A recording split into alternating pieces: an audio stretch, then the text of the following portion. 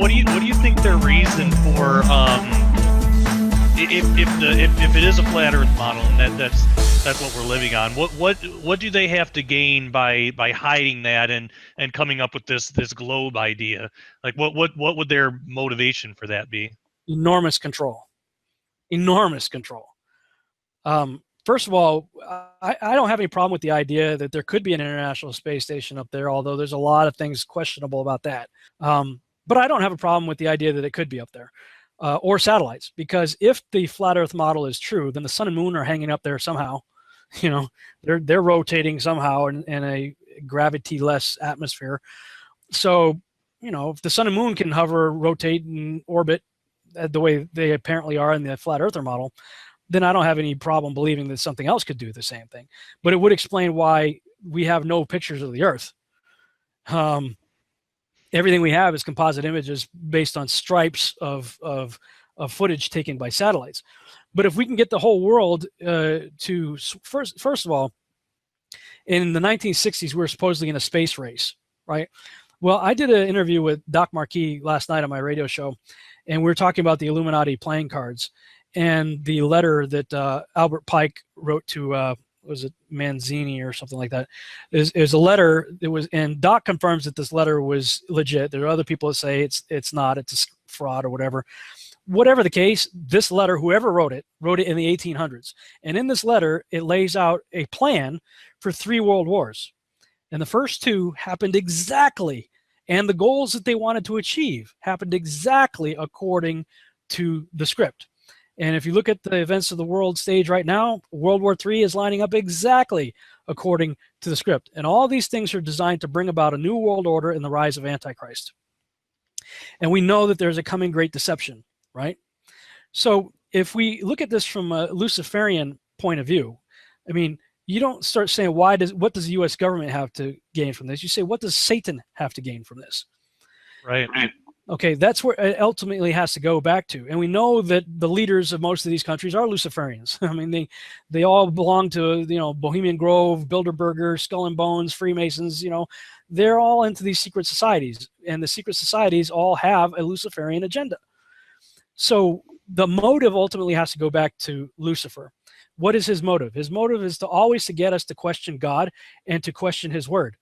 Now, his word clearly tells us that we are not on a spinning globe. And yet when you go back to the early to mid 1800s, and you can go back even before that with Eratosthenes and some of these other guys who started putting forward the idea of a globe. Oh, speaking of that, you know who I'm talking about, Eratosthenes, if I said his name right. He's the guy that really is kind of credited for putting forth the theory of the Earth as a globe, like in 180 BC, somewhere around there. Or about 200 BC, let's just say. And his whole reason, you got to know the devil started kicking his plans at the high gear to try to screw up everything as quickly as possible. And you see the disciples themselves saying, hey, people have come in, false Christ, you know, creeping in unaware, you know, trying to change and preach false doctrine and stuff like that.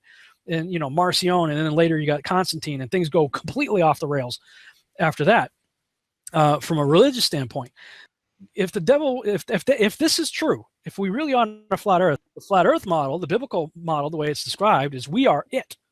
We are center stage, main attraction. There's nothing else but us. Everything is here for our benefit, which explains the anthropic principle. When you consider that we are the terrarium of God, that He's looking down on, we're the, you know, the ant farm that He's enjoying, you know. So I totally see why the devil would want to get us to question that. But not only that, if the flat Earth model is true, evolution goes out the window. It's gone. But so does ancient aliens, because right now evolution is bankrupt. I mean, you got Richard Dawkins saying, well, you know, intelligent design, yeah, but it could be that aliens came here and, you know, seeded our planet and evolution took place from there. Well, I mean, there are no ancient aliens in the flat Earth model. There are angels and there are humans. Period. And of course, you know, the rest of creation that we have here. But I mean, you don't have Arcturians or Pleiadians or, you know, any of that. That all goes out the window. So the Luciferian elite of the world, who are the ones that control everything that comes out to us, Joe Blow, the masses, they are following Lucifer, who wants to get us to keep our eyes off of God, because there's a great deception that's coming. And I have to wonder if that's not why this flat earth thing is. I mean, nobody was talking about this 5 months ago. In the spinning ball and an ever expanding universe idea, it's very plausible to think about other life forms out there. And they may show up, and the deception may be so great that it could deceive even the elect.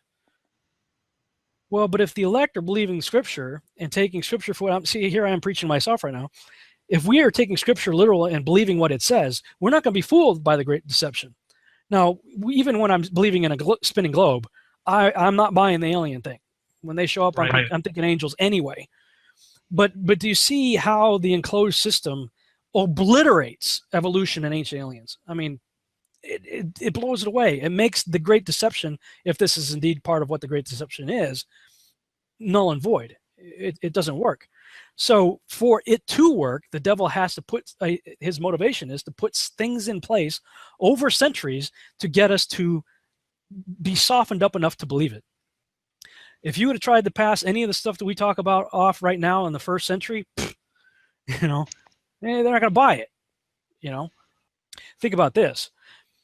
The web of lies that has to happen to support the original lie. Whatever lie, it requires more and more lies, especially as more and more things become known. You've got to tell another lie to cover up whatever somebody thinks they've figured out. It's in your face all the time to get us to question and doubt God and the Bible. And that's why I'm praying. I'm like, Lord, at this point, it is just, I'm even asking myself, why I'm holding on to the globe as much as I am, as much as I've been learning. Yes, there are things I can't figure out, and that's part of it. But the other side of it is like, Lord, I want to know that I know that I know that I know. I want to put my finger in the hole and know that your word means exactly what it says. Because when I get that convinced, forget it, man. You can call me whatever names you want to, but you're sitting on top of Mount Ignorance. You're condemning without investigating. And I've only been at this for 2 months, nonstop for 2 months. But there are other people who have been doing this for decades that are finally now like relieved that they can actually talk about it in public without getting stoned. And I'll tell you, yes, I have my detractors, but I would say,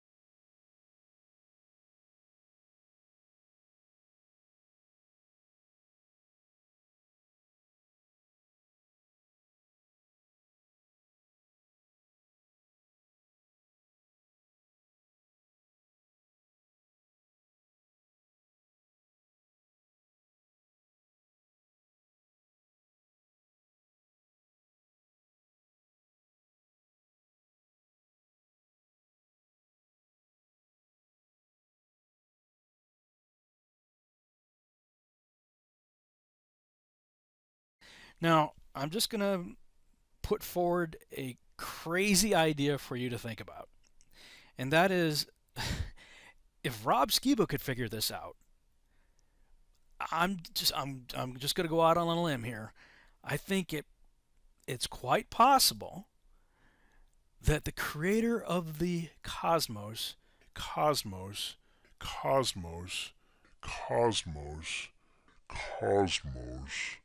Cosmos could have figured out the same thing and engineered our beautiful sunsets.